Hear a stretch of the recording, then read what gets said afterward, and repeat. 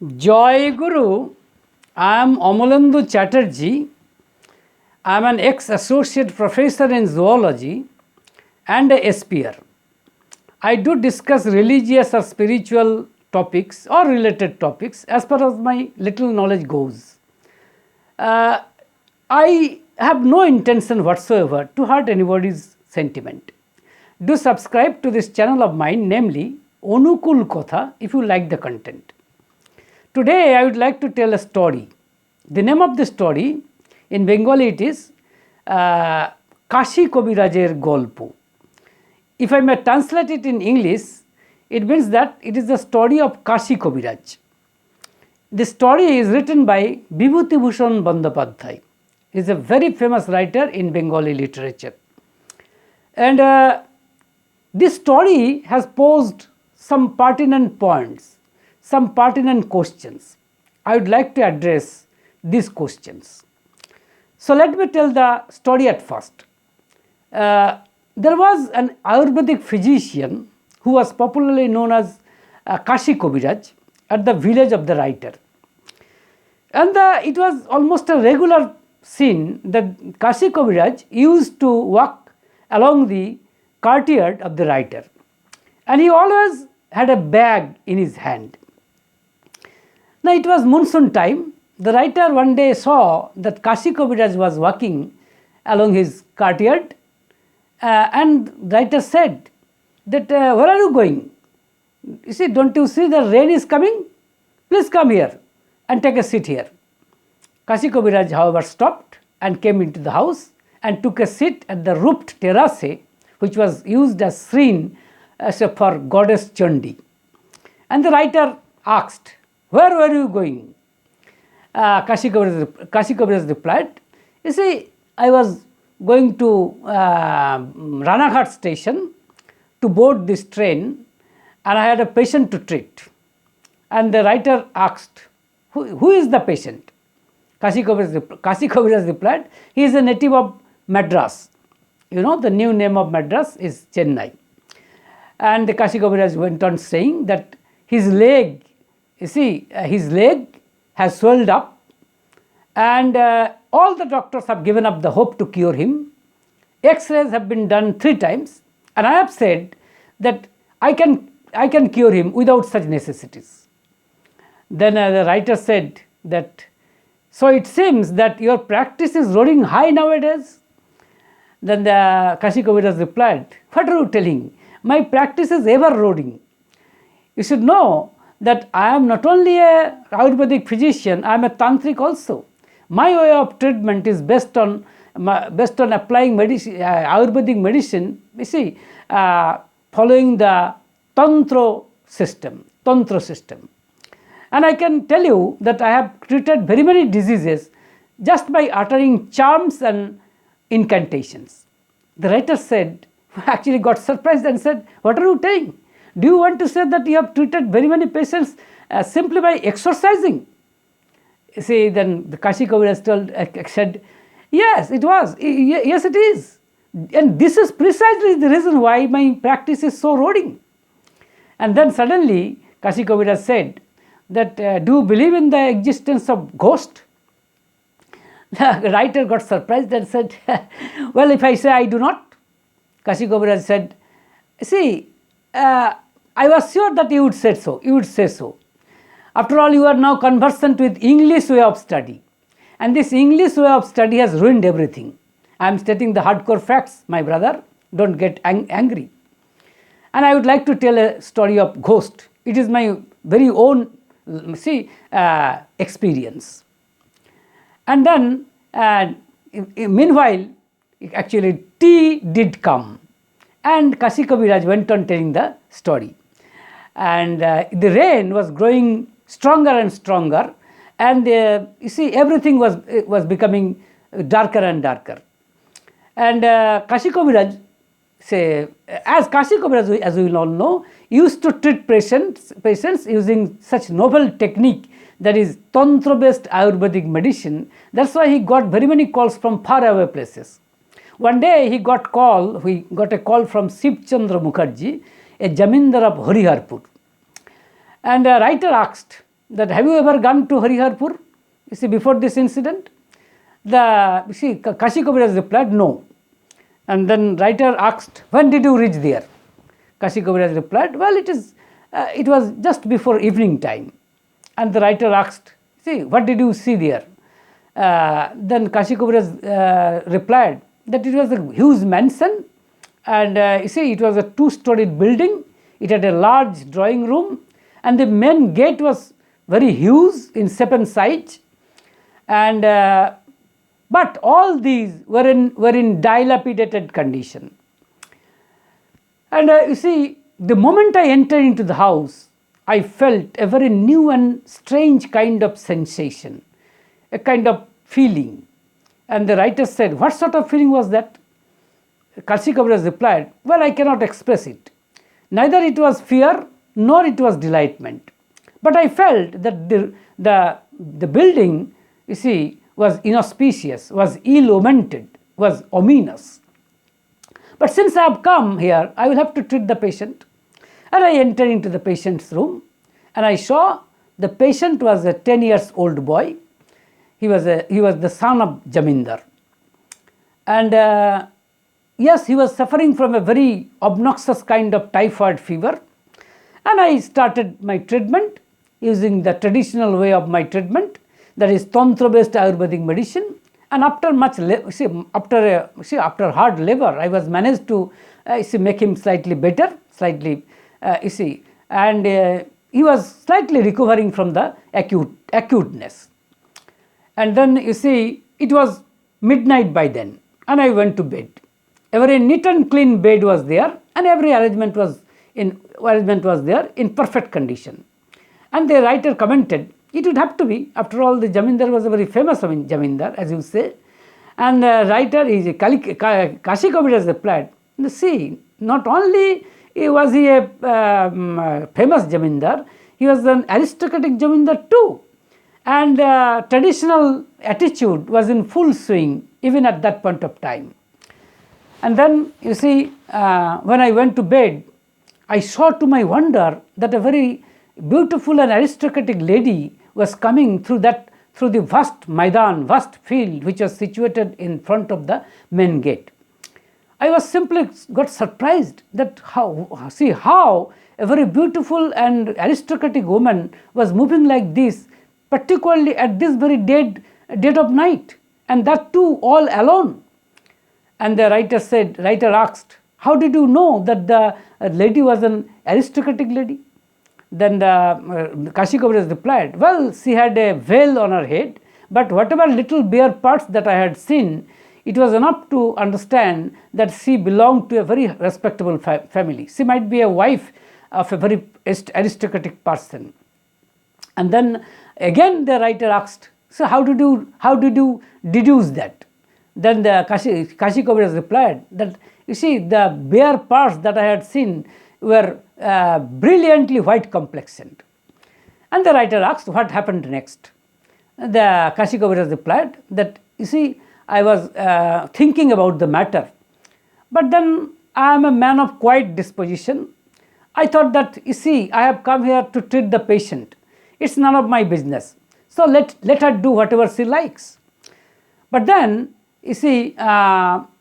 after you can say a few minutes or so, an attendant, and of course, and after a couple of minutes, I saw that the lady was retreating from that house, following the same pathway through which she came.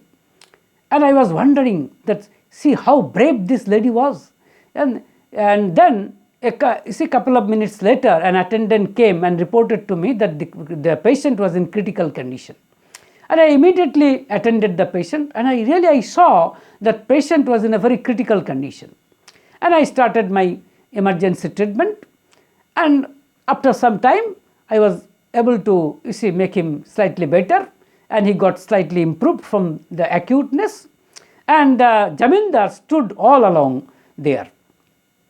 And from the very next day, the patient was recovering well, and he was better on that particular day. And the Jamindar was joyful on that particular day, as because he was depressed, see, on yesterday, seeing the plight of his boy. And both of us, that is Jamindar and myself, actually lunched togetherly, and it was, you see, a very nice arrangement was there in the lunch. And the Jamindar was so delightful that he even invited me to catch fish in his big pond. And then, since I see the patient was better, so I didn't have to do much labor, and we dined early and we went to bed early. But in the bed, I was tossing and turning restlessly and continuously in the bed. However, after some time, a kind of drowsiness gripped me. But somewhere a clock, you see, announced that it was 1 p.m., you see, by hard ringing bell. And I woke up from the bed. And to my surprise, to my wonder, I saw the same lady with the same veil was coming from that vast Maidan, you see, and was entering into the mansion. The writer asked, see, wasn't there any residential building? Might be that from where she might have come. The Kashi Kaviraj replied, no, there was not a single residential house there.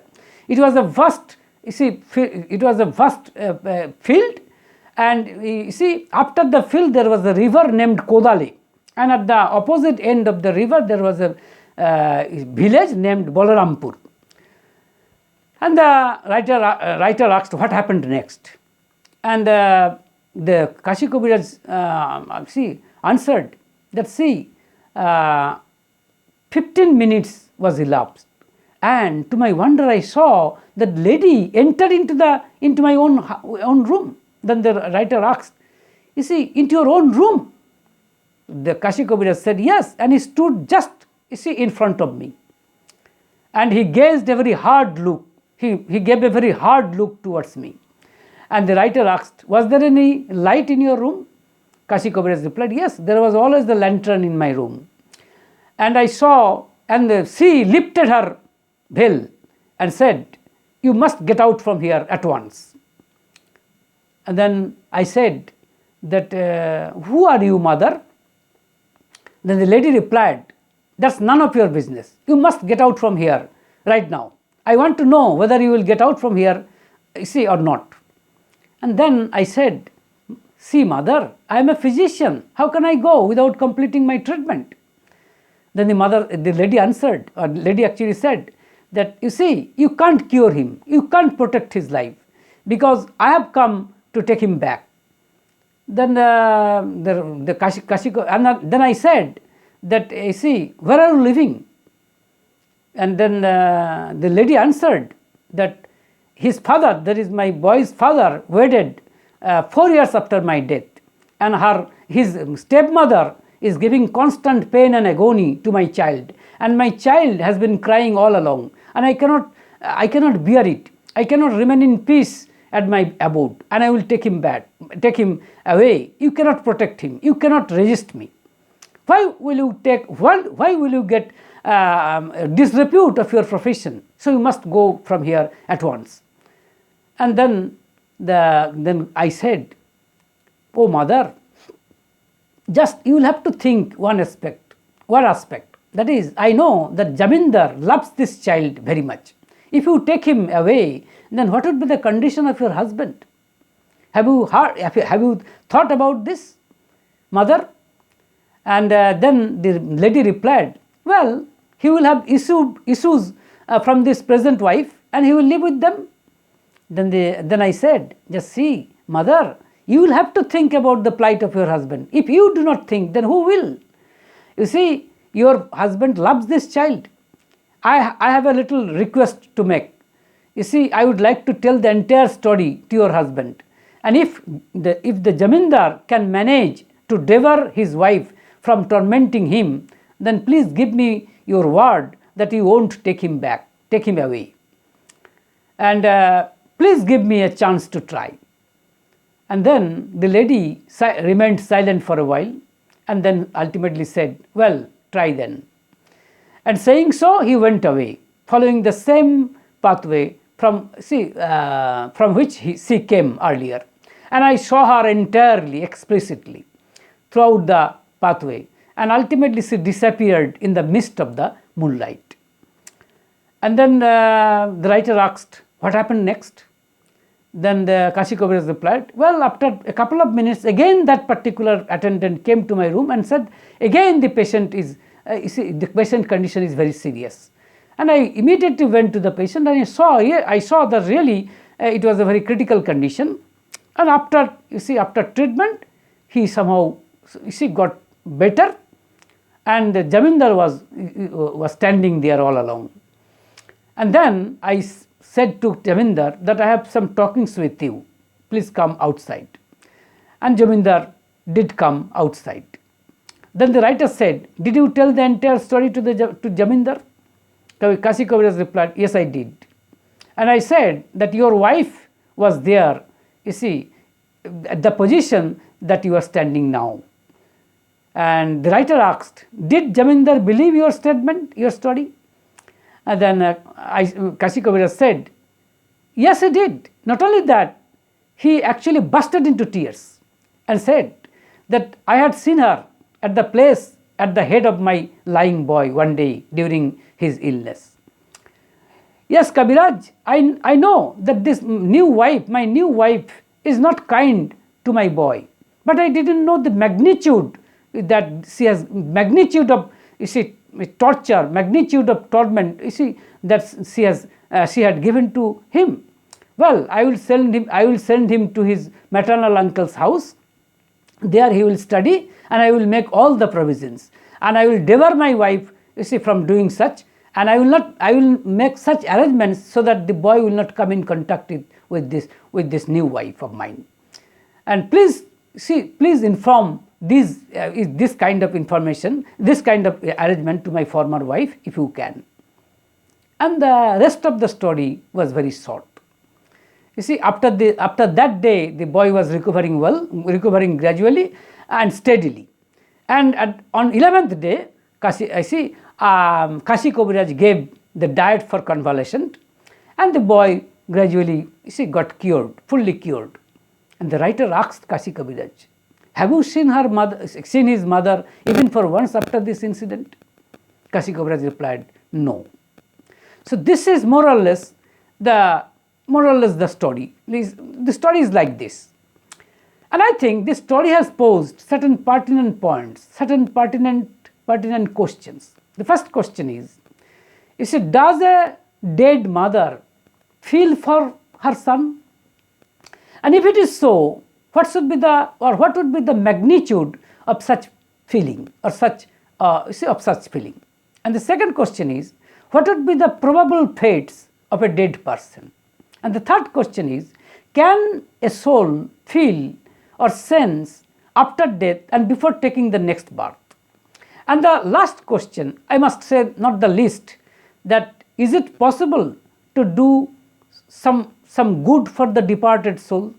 Is it possible to do some good for the departed soul? These are some of the pertinent questions that I would like to address. But this is not possible, on today. I would like to tell it in the next episode. So meanwhile, live in love. Joy Guru.